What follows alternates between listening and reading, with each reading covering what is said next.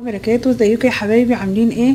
معاكم جيجي من قناه وصفات مع جيجي كل حياتي. لو اول مره تشوفوا قناتي متنسوش تعملوا سبسكرايب ومتنسوش تفعلوا الجرس عشان يوصل لكم كل جديد. النهارده جايبه لكم وصفه جميله جدا. وصفه النهارده لتبييض الايدين والسواد اللي بيبقى موجود ما بين المفاصل كده وما بين الكيعان وفي الركب. وصفه جميله جدا للتبييض والتقشير من اول يوم، هتجيب نتيجه جميله وحلوه جدا معاكم. مكوناتي سهله وبسيطه جدا. مكوناتي عباره عن بيكنج باودر اللي احنا بنعمل بيه الحلويات، بيكنج باودر. وده يا بنات البيكنج باودر اللي انا بقول لكم عليه، بيكنج باودر اللي هو بتاع الحلويات والبسبوسه الكيكه، كلنا طبعا عارفينه وبنستخدمه. وهنستخدم معانا برضو نص ليمونه.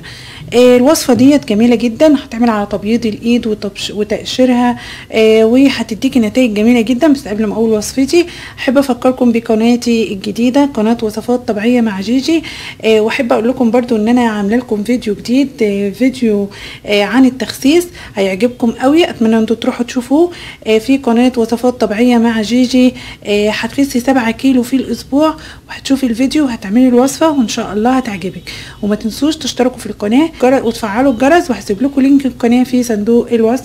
قناه جميله جدا يا بنات وهتعجبكم ان شاء الله. يلا بينا بقى نقول هنعمل الوصفه بتاعتنا ازاي. معانا معلقه بيكنج باودر ومعانا الليمونه. هتعملي ايه؟ هتحطي كده في البيكنج باودر بالشكل ده، تحطي الليمونه كده، وهتيجي على ايديكي كده وتدعكي بالشكل ده. تحاولي ان انت تنزلي من الليمونه بالشكل ده، وهتدعكي كويس قوي ايديكي بالمنظر ده. شايفين الليمونه اصلا بتتفاعل؟ بصوا انا بقربها الكاميرا عشان تشوف. الليمونه بتتفاعل مع البيكنج باودر بالشكل ده اهو كده. هتحاولي بقى تضحكي كويس قوي العقل والمفاصل كده، مفاصل صوابعك. وممكن برضو تدعكي بيها الكوع، وممكن تدعكي بيها الركبه، بس انا طبعا ما ينفعش ان انا فانا ايه بوريكم بس كده وبقول لكم ايه.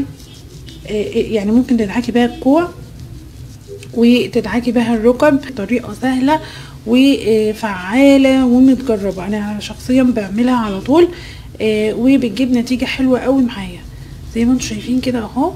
شايفين الفرق اهو؟ شايفين دي من دي، وانا لسه مغسلها كمان، هتشوفوا منها هتبقى بيضه قوي. هغسلها وارجع لكم تاني حبايب قلبي. ورجعت لكم تاني بعد ما غسلت ايديا. شايفين ايدي بقت بيضه ازاي؟ وصفه جميله يا بنات ان شاء الله تعجبكم، وعايزاكم تجربوها وتقولوا رايكم فيها. شايفين ايدي بقت بيضه ازاي؟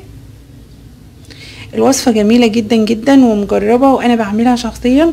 اتمنى انها تعجبكم باذن الله، وان شاء الله تعملوها. وهستنى تعليقاتكم واستفساراتكم في الفيديو.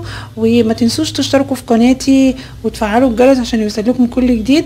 لو عجبكم الفيديو ما تنسونيش طبعا في اللايك، وما تنسونيش في الشير عشان الفيديو يوصل لكل المشتركين بنيه الافاده باذن الله.